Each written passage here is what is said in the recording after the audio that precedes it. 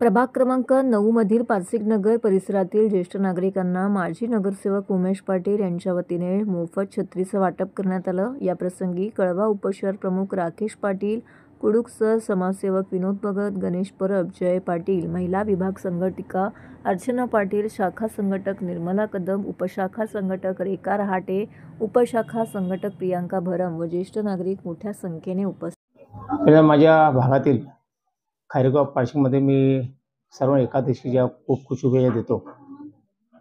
आपल्याला माहिती आहे की स्वर्गीय माझे वडील काशीनाथ राघव पाटील यांच्या स्मरणार्थ, माझी आई साहेबाई काशीनाथ पाटील यांच्या स्मरणार्थ, माझे 2 नंबर भाऊ लक्ष्मण काशीनाथ पाटील आणि माझे मोठे बंधू जयराम काशीनाथ पाटील यांच्या स्मरणार्थ छत्री वाटप करण्यात आलेलं आहे।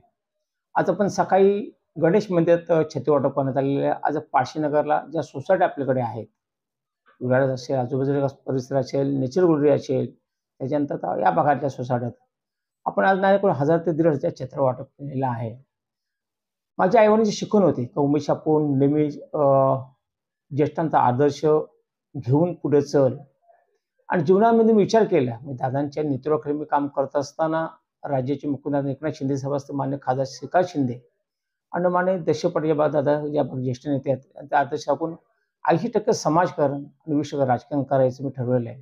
कारण काय होतं माहिती आहे का, आपण राजकारण करत बसलो बाबा, नाही हा या पक्षाचा त्यापेक्षा मी काय विचार केला, आपल्याकडे येणारा वर्ग हा आपलाच आहे, आपण जातपात कधी मानायची नाही, त्याचा सतत काम करायचं आहे। एक माझा विचार आहे, पावसाला आल्यानंतर छत्र्याचं वाटप करतो मी प्रत्येक 1986 पासून आपण ज्येष्ठ नेते दशरथदादांच्या नेतृत्वाला आपण छत्री वाटप, म्हणजे 86 ते 2025 ते 40 ते 45 वर्ष आपण छत्री वाटप करतो। लक्षात ठेवा, त्याची लोकसंख्या 7 ते 8 होते, आता 55 ते 60,000 झालेली आहे। आपण प्रत्येक वर्षी हा ज्येष्ठांचा आदर्श आणि आई वडिलांची विचारसरणी म्हणून आपण कुठल्याही स्वार्थ नसून आपण त्याला विचार करूनच आपण या ठिकाणी ज्येष्ठांना आपण छत्री वाटप करण्यात आलेलं आहे।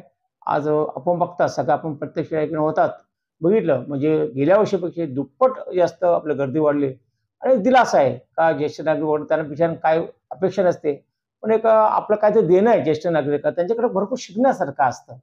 आणि माझ्या जीवनामध्ये मी राजकीय क्षेत्रामध्ये असलो होतो, तर माझा कुठला कार्यक्रम हा ज्येष्ठांना घेऊन करतो। आपल्या सर्वांना परत मी एकादशीच्या खूप खूप शुभेच्छा देतो।